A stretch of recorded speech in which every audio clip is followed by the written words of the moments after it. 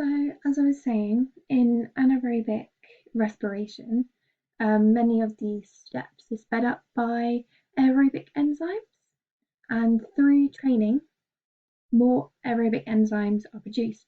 So, when there are more aerobic enzymes, um, more is broken down in the Krebs cycle, so it happens faster. And with more aerobic training, you begin to burn fat.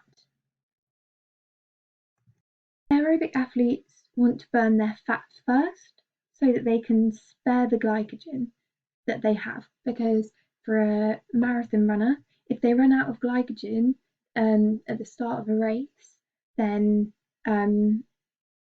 it's very unlikely that they'll be able to finish, or if they do, they'll really struggle, or they might even hit the wall.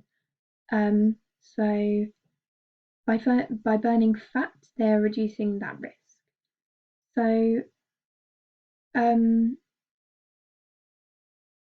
athletes will have a RER value, and one for RER value of 1 means that they are burning 100% carbs, so glycogen.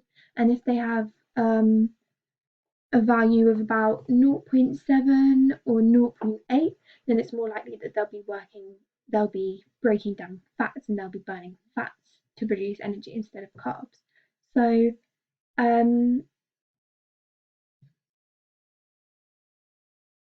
aerobic athletes are more likely to want to burn their fats and have a RER value of 0.7.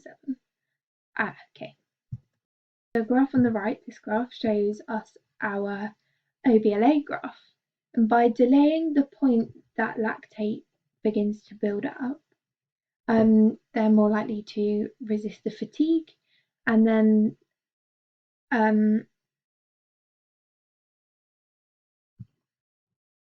so as you can see along the bottom, it is the workload. So the harder you're working, the more likely it is that you will be fatiguing. So as your workload increases, as the time that you're working increases,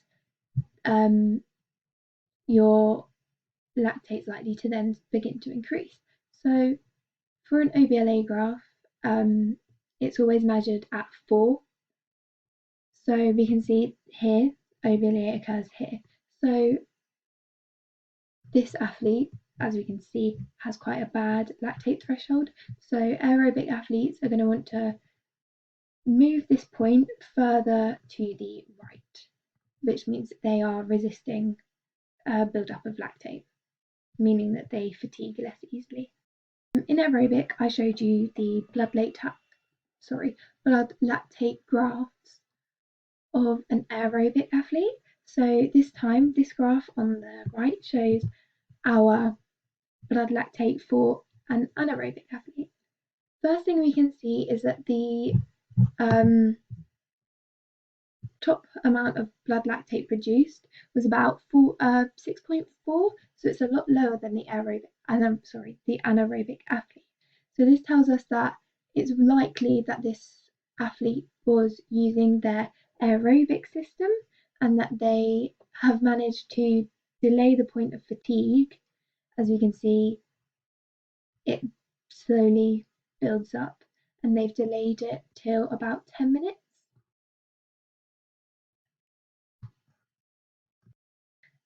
This tells us that as there is quite a large increase from rest to 10 minutes, that the athlete was most likely to be burning glucose. Yeah. This is my reference list, and